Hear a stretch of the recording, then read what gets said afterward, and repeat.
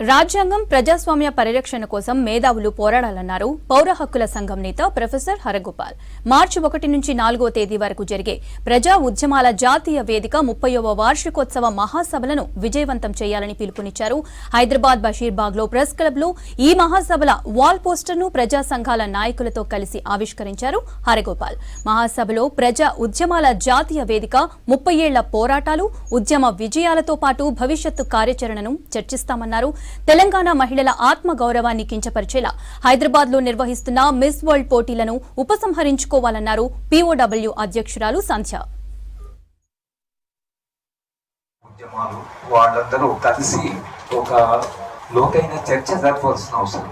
ఈసారి రాజ్యాంగాన్ని, ప్రజాస్వామ్యాన్ని రక్షించుకోవడం ఎట్లా, న్యాయాన్ని రక్షించుకోవడం ఎట్లా, ముఖ్యంగా ఎన్విరాన్మెంట్ మీద కూడా ఒక ఫోకస్గా ఈ 4 రోజుల చర్చ జరుగుతుంది.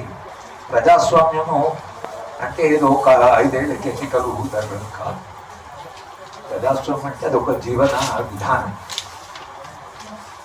ప్రజాస్వామ్యం నిలవాలంటే నిరంతరంగా చైతన్యవంతమైన ప్రజలు కావాలి.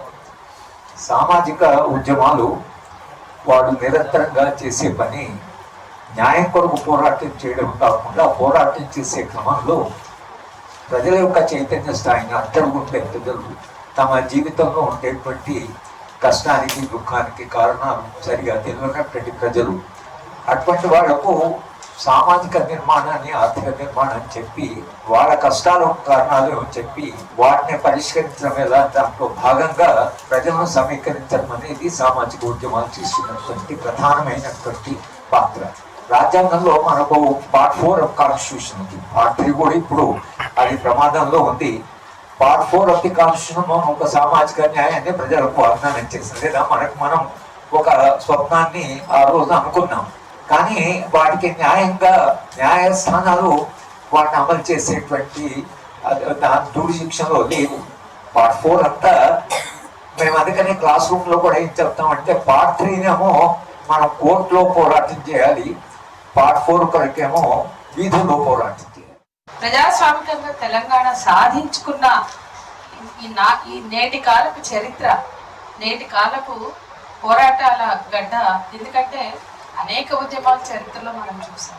కనుక సమూహాలుగా ఒక రాష్ట్రాన్ని సాధించుకున్న, ఒక ప్రజాస్వామిక ఉద్యమాలతో సాధించుకున్న గడ్డ ఇది తెలంగాణ. అటువంటి ఉద్యమాలకి అది ఒక్కటే కాదు, భూమి కోసం, భక్తి కోసం, ప్రజాస్వామిక హక్కుల కోసం, ప్రజల విముక్తి కోసం, ఆదివాసీల పోరాటాల నుంచి గ్రామీణ ప్రాంత ప్రజల దళితుల హక్కులు, భూముల వరకు కూడా ఎన్నో పోరాటాలతో సాధించుకున్నటువంటి హక్కులు ఉన్నాయి. సాధించుకున్న అనుభవాలు, చరిత్ర ఉంది. అటువంటి ఈ గడ్డ మీద ఇవాళ జాతీయ స్థాయి సభలు, ప్రజా ఉద్యమాల జాతీయ వేదిక సంబంధించి జరగడం అనేది, హైదరాబాద్ వేదిక అవడం నిజంగానే ఆహ్వానించదగింది. హైదరాబాద్లో గత 40-45 ఏళ్ళుగా 4 దశాబ్దాలకు పైగా పనిచేస్తున్న కార్యకర్తలుగా మేము ఆహ్వానిస్తున్నాం.